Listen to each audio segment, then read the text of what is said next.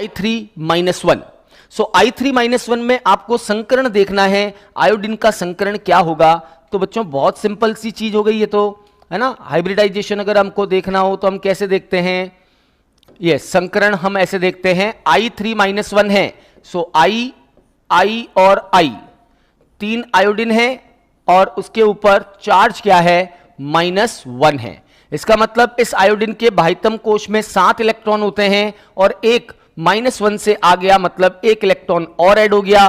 Total electron कितने हो गए, 8 इलेक्ट्रॉन में से 2 इलेक्ट्रॉन है ना, एक इस आयोडीन को दिया, एक इस आयोडीन को दिया, तो इस आयोडीन के पास में 6 इलेक्ट्रॉन बच गए, मतलब 3 लोन पेयर रह गए।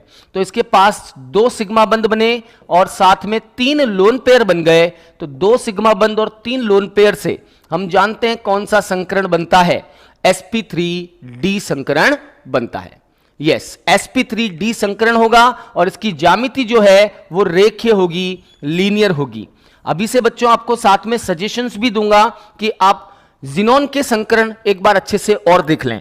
जिनोन के जो कंपाउंड्स होते हैं, कंपाउंड्स ऑफ जिनोन, उनके संकरण आप एक बार जरूर देखें, उनमें से आपको एग्जाम में और क्वेश्चंस मिल सकता है। ये नहीं तो जिनोन वाला संकरण आपको मिल सकता है। जिनोन के जितने भी कंपाउंड्स दे रखे हैं पी ब्लॉक में, है ना, वो वाले संकरण आप जरूर देखना। तो इसका करेक्ट आंसर क्या होगा, sp3d।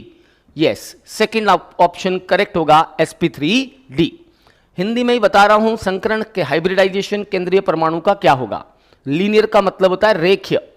Question number 2, match the following, निम्नलिखित का मिलान कीजिए।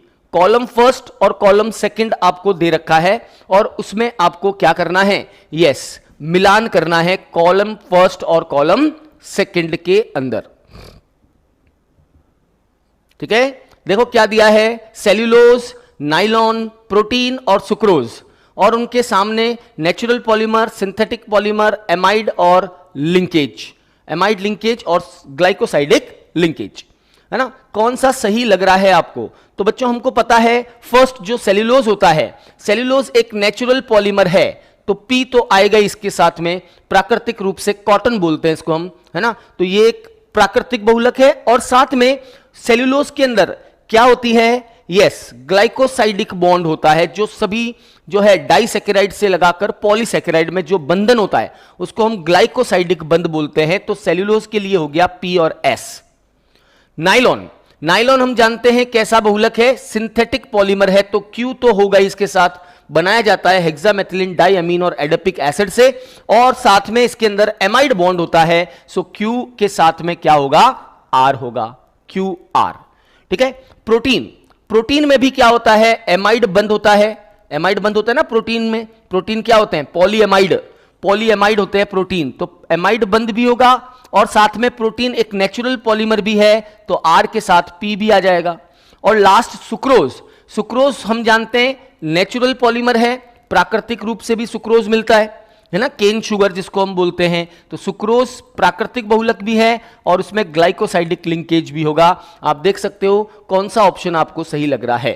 ठीक है, कौन सा ऑप्शन आपको सही लग रहा है, फर्स्ट ऑप्शन आपका सही होगा, PSQRPR and SP। Yes, first option आपका is the match the column type का क्वेश्चन आपको बायोमोलिक्यूल में से मिल सकता है।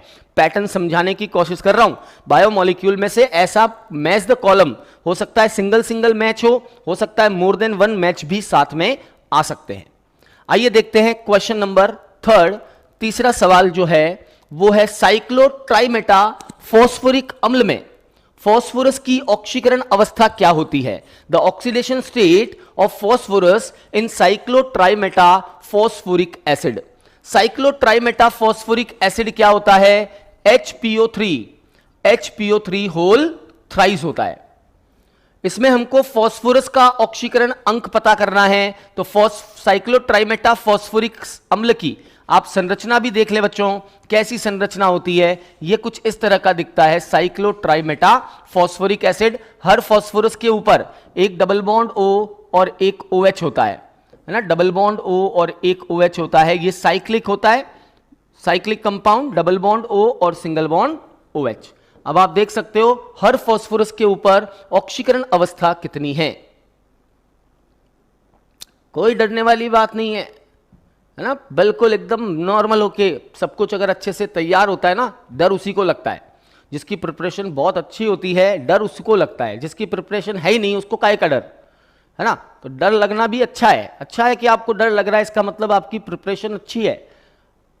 तो डरने वाली बात नहीं, एकदम नॉर्मल होके बिंदास होके बढ़िया से पेपर करना है। और सबसे पहला काम सरासट वो वाले क्वेश्चंस करने हैं जो आप फटाफट कर पा रहे हो, है ना, जिनमें टाइम लग रहा है एक बार उसको लेफ्ट करो। पहले सारे के सारे जितने क्वेश्चंस हैं सब में वो वाले सेलेक्ट कर लो जो आप फटाफट कर पा रहे हो।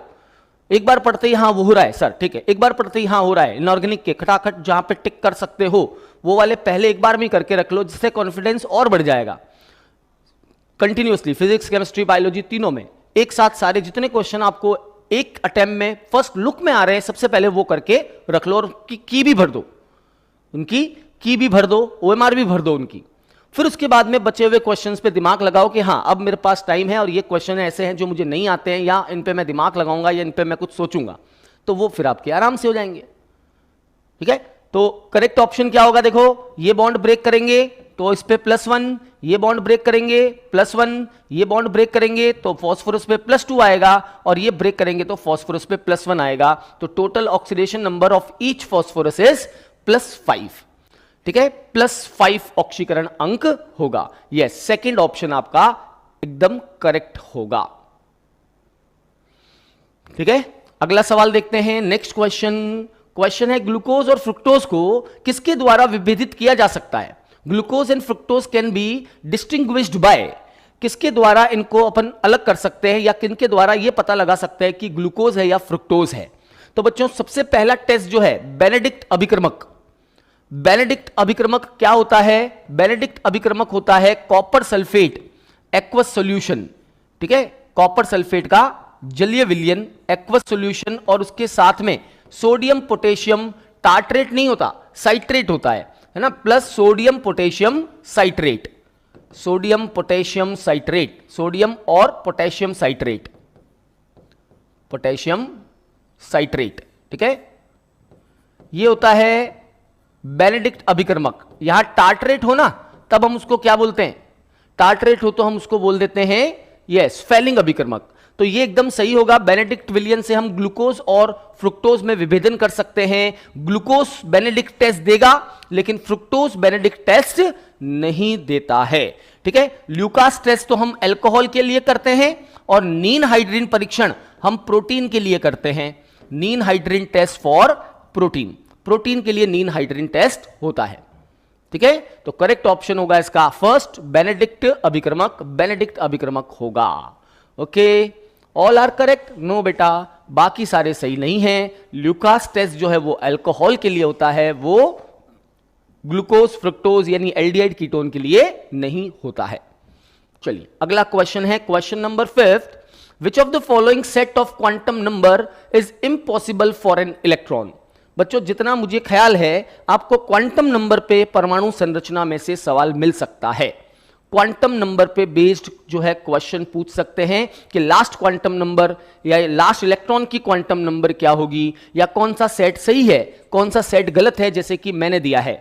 ठीक है, कौन सा सेट सही है कौन सा सेट गलत है। तो हम ये जानते हैं कि क्वांटम संख्याओं में असंभव क्या होगा, n का मान कभी भी l से कम नहीं होगा। ठीक है, और दूसरा l का मान जो है वो कभी भी l से कम m से कम नहीं होगा। ठीक है, यानी m का मान कभी भी l से बड़ा नहीं होना चाहिए। ये दो कंडीशन ऐसी होती है जहां पे आपका क्वांटम समुच्चय असंभव होता है, असंभव समुच्चय है।